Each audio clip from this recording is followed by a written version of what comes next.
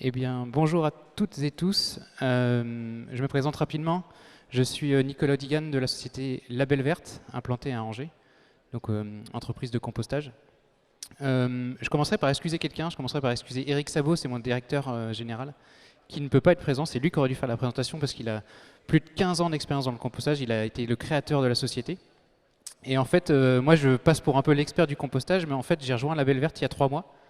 Donc c'est pour ça que je vais surtout créer des moments d'échange avec vous, vous poser quelques questions, voir comment on peut faire de ce moment où on peut croire que ça va être un peu magistral, mais plutôt vous donner la parole, voir un petit peu vos questions, interrogations, remarques et nous faire remonter un petit peu au sujet pour qu'on puisse en parler ensemble.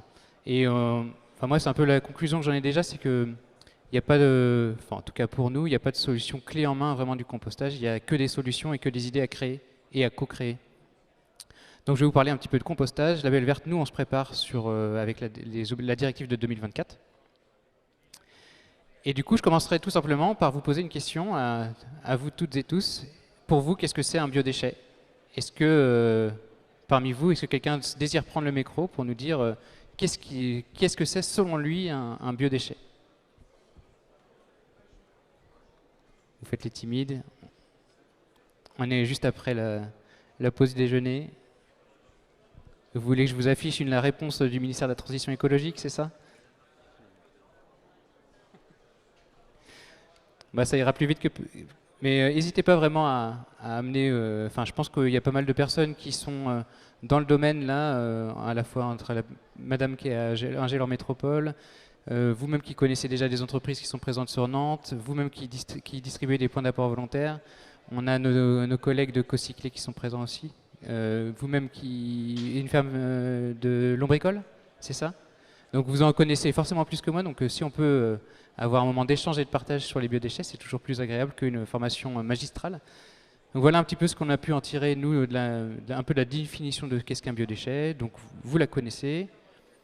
Vous dire que c'est composé majoritairement d'eau. Alors pourquoi continuer à aller vers de l'incinération ou de l'enfouissement?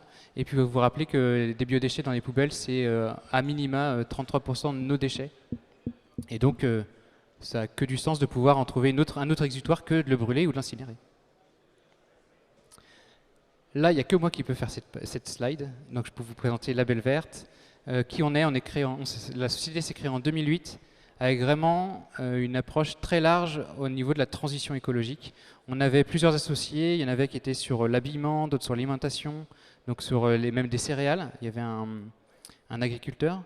Il y avait une personne dédiée un peu sur les questions de déplacement et il y avait une autre personne plus sur l'habitat écologique, donc tout ce qui est fuste bois, chanvre pour la construction, matériaux murs en paille et compagnie. Et en fait, au fur et à mesure, on s'est réorienté vers deux grands sujets qui sont les toilettes sèches et le compostage citoyen. Et finalement, là, tout récemment, on vendait encore en ligne des lombricomposteurs et quelques équipements sur une boutique en ligne. On a arrêté pour se réorienter vraiment exclusivement sur le compostage en déléguant en fait la question des toilettes sèches à un des associés actuels du Label Verte qui a une société dédiée à cela qui s'appelle Toilette Co. Pour Madame de ALM, ils interviendront, ils feront tout ce qui est toilettes sèches à l'événement Naturis Bike. Donc de gravel, le vélo gravel qui a lieu fin juin à Angers. Et donc Label Verte, on s'oriente exclusivement sur le compostage sur les prochaines années. On est une équipe de 6 personnes, dont 5 personnes exclusivement opérantes qui font du terrain et qui sont toutes formées et reconnues GC ou MC, donc au sens des formations diplômantes de la profession, qui ont été mises en place par le réseau Compost Citoyen auquel on adhère. Donc guide composteur et maître composteur. Est-ce qu'il y a des guides composteurs dans la salle? Est-ce qu'il y a des maîtres composteurs dans la salle? Il y a forcément des gens en puissance qui vont vouloir se former à ces sujets-là.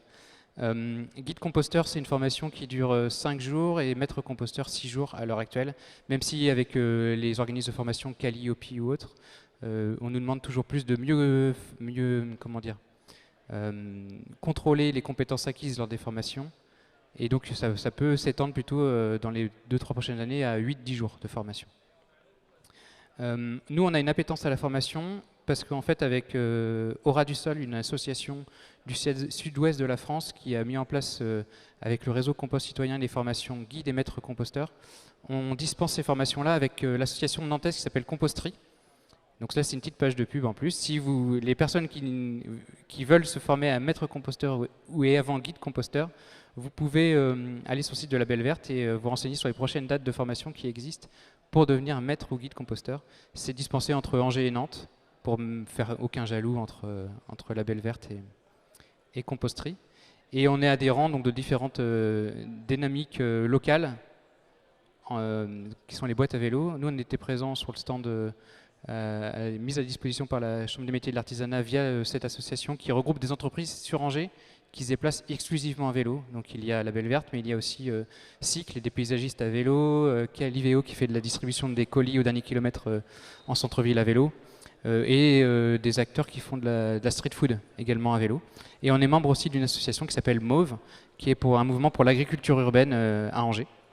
Et en fait qui milite avec différents acteurs de l'agriculture urbaine à remettre de la verdure, remettre des espaces partagés, d'échanges entre les gens, et toujours appuyé sur le côté citoyen de la vie de l'agriculture. Et le côté citoyen, nous, c'est quelque chose auquel on y prête particulièrement quand on va, vous allez vous rendre compte au fur et à mesure que je vais développer les slides de cette présentation, c'est que pour nous, c'est hyper important le citoyen du réseau Compost Citoyen. On n'est pas sur essayer de trouver exclusivement des exutoires, des plateformes de compostage ou absolument massifier des volumes. On est vraiment sur l'approche formation et suivi des particuliers pour les faire monter en compétence sur cet acte citoyen qu'est le compostage.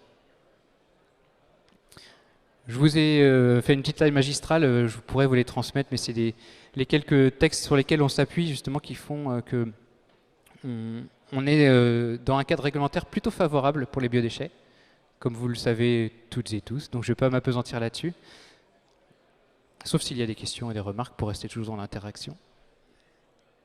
Ça ira. Et je vais juste vous parler assez rapidement aussi de nos actions et missions actuelles. Donc à l'heure actuelle, on a deux marchés. On en a un avec des EPCI du département du Maine-et-Loire, un avec Angers Métropole, que je citerai ALM ensuite, et un autre avec Mauges Communauté qui est au nord de Cholet. Et donc avec ALM, on a plusieurs missions, parmi lesquelles le compostage partagé en pied d'immeuble et de quartier, la formation des citoyens et la formation pour distribution de lombricomposteurs. Et sur Mauges Communauté, c'est grosso modo les mêmes sujets, avec en plus une approche sur comment composter in situ des biodéchets qui sont générés par des cuisines collectives ou des collèges. Donc nous, ça nous permet de tester un autre pan du métier que nous n'avait pas forcément l'habitude de pratiquer. Et c'est ça qui est aussi hyper intéressant dans la profession actuelle vis-à-vis des obligations qui arrivent, c'est que on peut découvrir pas mal de choses et pas mal de fonctionnements différents et se tester sur des choses sans forcément faire d'erreurs et toujours mieux, évoluer dans nos pratiques. Alors, juste un petit rappel sur qu'est-ce qu'on fait avec Angers Métropole sur un site de compostage. On commence toujours par faire une étude de faisabilité, savoir si le site en lui-même sera apte pour accueillir un site de compostage. Donc on définit le périmètre d'expérimentation, le nombre de foyers, de participants, le matériel. Et tout ça, on le fait toujours avec le citoyen. Alors soit via des bailleurs sociaux ou des syndicats de copropriété, avec donc le conseil syndical. Et c'est vraiment s'appuyer sur le citoyen, faire de l'affichage avec eux, faire le porte-à-porte. On a un taux d'ouverture de portes sur Angers Métropole qui compte 88... Angers compte 88 000 portes de mémoire. On a un taux d'ouverture de 55-60% d'ouverture de portes. Parce qu'on essaye de massifier, d'être présent sur 2 heures, entre 17h30 et 19h30, 20h, à une grande équipe pour faire qu'on ouvre les portes et qu'on puisse glisser à la volée le mot biodéchet à la porte dès qu'elle est ouverte pour que les gens l'entendent. On installe et on inaugure des composteurs, et ça on l'en fait dans le cadre du marché avec Angers Métropole. On le fait avec un autre acteur qui travaille avec nous qui s'appelle Cocyclé, qui lui fait toute l'approche communication et pédagogique. Et notre force, enfin en tout cas selon nous, c'est vraiment faire tout un suivi du compostage. Une fois qu'on a installé le composteur, on ne leur laisse pas quelque part le brasse-compost, la broche, la petite griffe et puis le compost en lui-même. On a vraiment une récurrence qui s'instaure et qui se met en place, où en fait les 6 premiers mois de l'installation, on vient tous les mois faire un suivi avec le référent. Au préalable, ce référent se sera formé avec nous dans une demi-journée ou une journée entière à devenir référent de son site. Au bout des 6 mois, les 6 mois suivants, on vient une fois tous les 2 mois et après on vient 2 à 3 fois dans l'année en fonction des difficultés. Mais c'est vraiment, on n'a pas une hotline, mais c'est presque, on se déplace dès lors qu'il y a un souci pour justement rendre le côté un peu fun du compostage. Et on a des moments un peu particuliers, privilégiés ensuite où on partage le compost entre les résidents. C'est une de nos volontés en fait, c'est que le compost qui est créé sur site soit valorisé sur site. On n'est vraiment pas sur... ou alors il arrive que des petits composteurs distribuent le compost dans l'école du coin ou auprès de jardiniers en association qui sont situés à proximité, mais c'est eux qui s'en chargent finalement et c'est eux qui créent du lien avec tout un microcosmos d'acteurs du territoire. Et l'idée c'est d'arriver à l'autonomie. Donc les former et suivre leurs activités de compost et les faire monter en compétences via des formations. Une petite carte rapide pour vous dire où est-ce qu'on est. On est un petit peu partout finalement sur Angers Métropole. À l'heure actuelle, on a 330 sites en pied d'immeuble, une dizaine de composteurs collectifs. Et, donc c'est avec des copropriétés ou des bailleurs sur Angers. Et sur Mauche Communauté, l'autre secteur, on a à peu près 30 sites de compostage, mais on démarre là depuis le début de l'année 2022, avec l'objectif d'avoir une centaine d'ici 2 ans sur ce secteur-là. Au niveau matériel, on utilise des composteurs qui sont fabriqués dans les Alpes bretons, Émeraude Création pour ne pas le citer, et on a en fonction des volumes, du nombre de personnes qui sont estimées sur le site, des composteurs entre 300 et 800 litres, avec des réserves de matières sèches grillagées, donc voilà. Au niveau du matériel, on fournit tout ce genre de matériel, un bioseau pour chaque personne qui fait des apports, une griffe collective, un brasse-compost pour le référent, mais qui souvent le laisse à disposition, et ça se passe très bien d'ailleurs, de laisser un brasse-compost forcément attaché à disposition des gens, comme ça les gens trouvent ça fun. Est-ce que tout le monde a utilisé un brasse-compost ? Je vous invite à le faire, à vous renseigner. C'est toujours marrant et du coup je vous en ai déjà parlé, mais on a le suivi et on met en place quelques outils numériques aussi pour faciliter l'échange entre les référents ou les bénévoles qui s'engagent pour faire du compost sur site. C'est une petite plaquette qui présente un petit peu toutes les règles à suivre pour la bonne tenue du site de compostage. À noter que sur Angers Métropole, on a conseillé de ne pas mettre de restes de repas, notamment de restes de viande, mais c'est pour tous les potentiels désagréments qu'il peut y avoir. Mais par exemple sur Mauche Communauté, on teste en fait de pouvoir les mettre dedans, et on est vraiment dans une phase de test et on suit les directives finalement qui sont liées par rapport à notre marché avec notre client.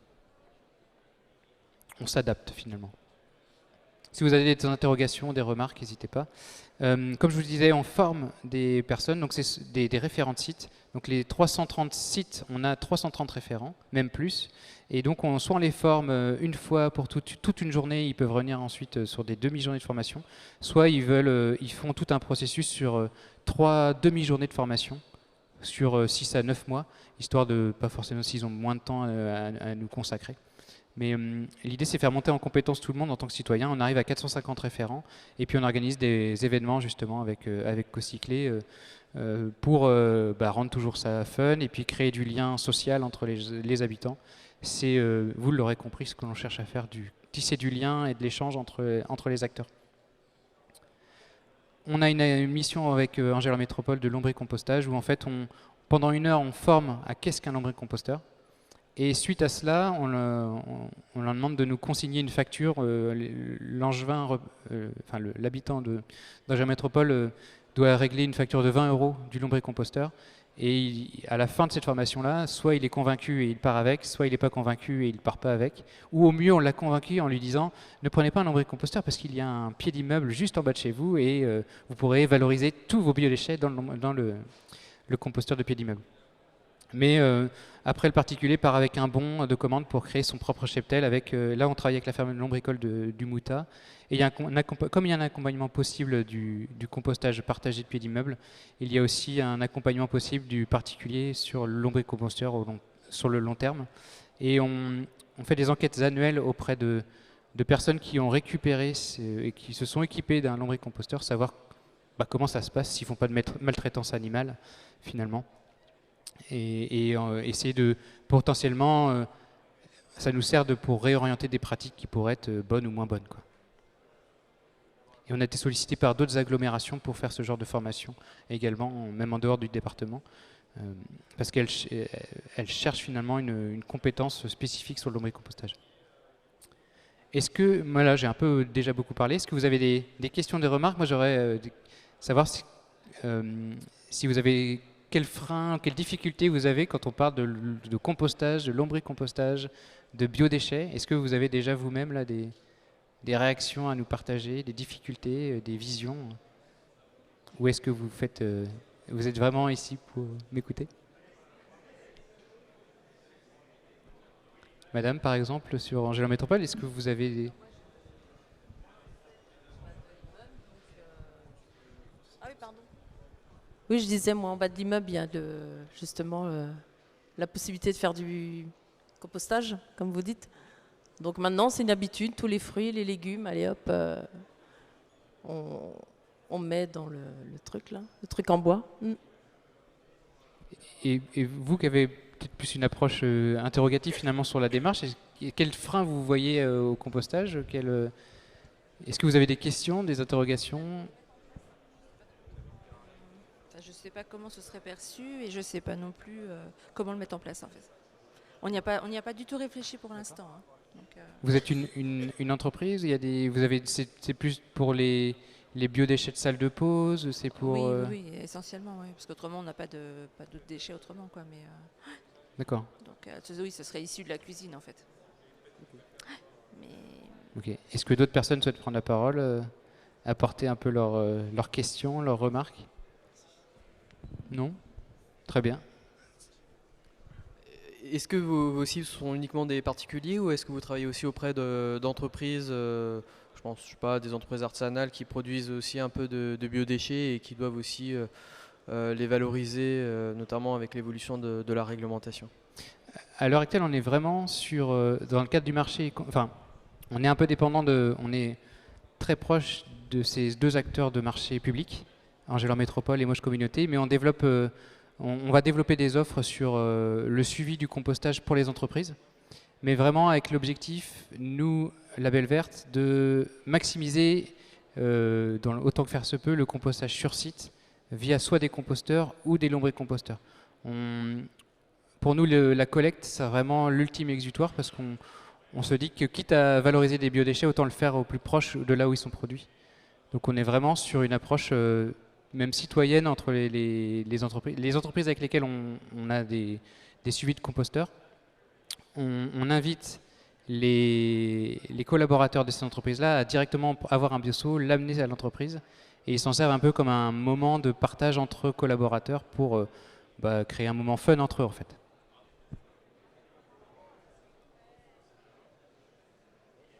Voilà. Après nos réflexions, c'est comment on peut, nous Label Verte, aller toujours un peu plus loin avec les calendriers qui arrivent, c'est finalement mieux accompagner les collectivités via un compostage individuel. Comment nous, ça nous interpelle, ça nous questionne un petit peu cette distribution de composteurs individuels plastifiés qui sont remis contre une petite heure de formation.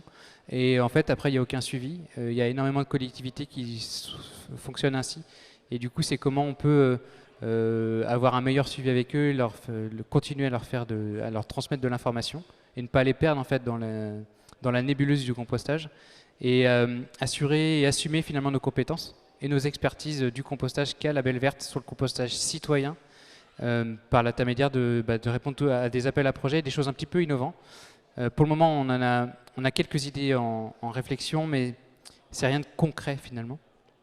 Et puis on cherche à se diversifier finalement et à mieux toucher les entreprises, mais aussi les associations et les événements sportifs ou culturels qui vont devoir eux également faire du compostage à la source de leurs biodéchets. Donc c'est comment, une fois de plus, conserver l'approche citoyenne de ces compostages-là qui s'imposeront à tous ces acteurs.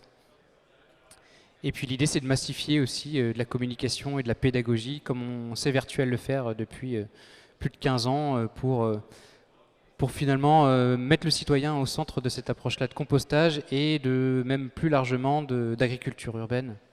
Parce que pour nous, les deux font sens. Mais voilà, et de vous dire, sans faire un peu de teasing, qu'à la rentrée, on parlera énormément de compostage sur Angers, sur des aspects communication, marketing, et on fera venir pas mal des personnes assez proches de ces mouvances-là via des conférences. Donc si jamais vous êtes dans le secteur, suivez la Belle Verte sur les réseaux ou via notre newsletters pour vous tenir informé de nos différentes activités. labelleverte.fr, et merci à vous de votre attention. Et si vous avez des remarques et des questions, je suis à votre disposition. Merci à vous.